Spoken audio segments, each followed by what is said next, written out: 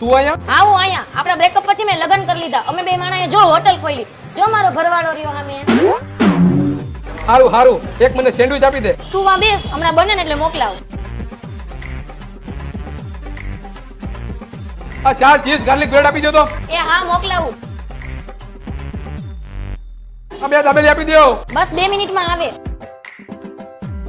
આ એક દહીં વડા આપી દેજો. એ હા હા આવે. આ 2 વડાપાવ આપી દેજો. એ હા હાલો ઈ મોકલાવી દો.